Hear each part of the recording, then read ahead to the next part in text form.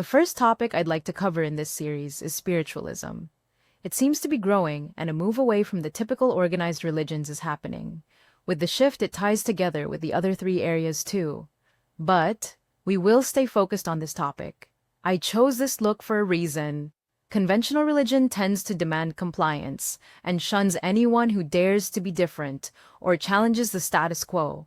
Paganism is the fastest growing faith in Western nations. This would be a pretty clear indicator that there is a shift away from the traditional organized religion. This shift can be freeing. It opens the opportunity to get out from under the oppressive nature, the conformity mentality, and allows a person to be more true to themselves.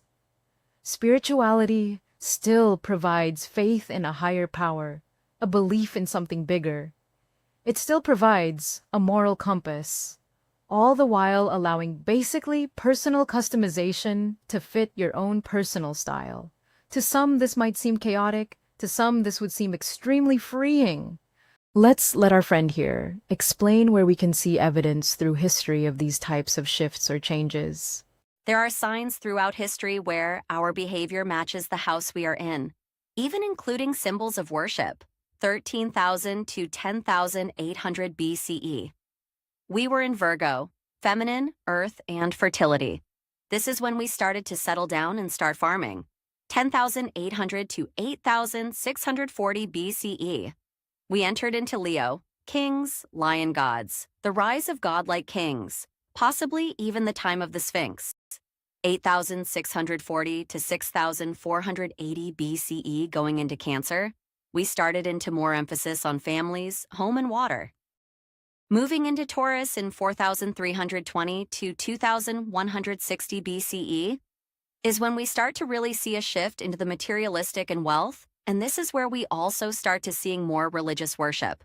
When society has an abundance, they can make extras like statues and temples dedicated to their deities, famously showing up as the bull in this age. 2160 BCE to 0 Common Era was the Age of Aries. Ruled by Mars or Ares, the god of war, we see exactly that, conquest and war. Now, the age we are most familiar with is the Age of Pisces, from 0 CE to the present day, very faith-based and of the symbol of the two fish. Interesting how the Bible emphasizes fishing. Pisces are known to be compassionate and trusting, gullible and indecisive. Okay, I know. Then explain the world wars and the Inquisition. That's very simple. As we move from age to age, we still carry over a lot of what we learned or became from the previous age. We carried on farming, we carried on with families, kings, religious worship, and wealth creation and collecting.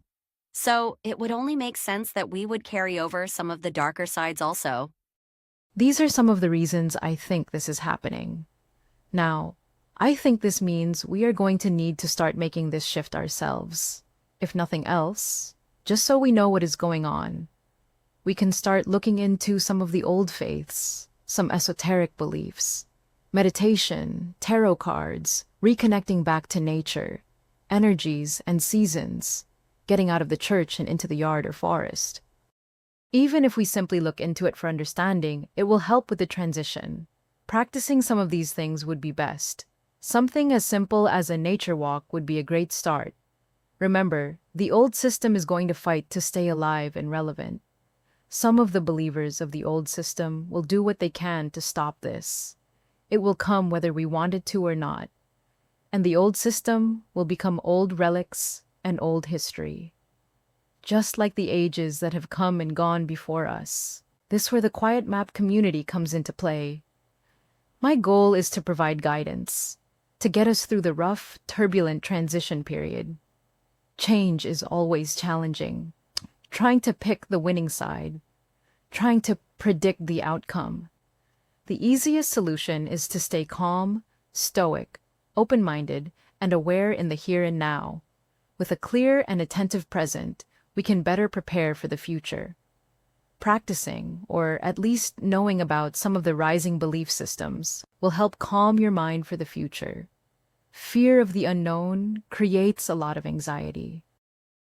With some clarity and some coping tools, we can get through to the other side. After the transition, I do believe it is going to be glorious, different, and wonderful. Please watch the other two videos in this series.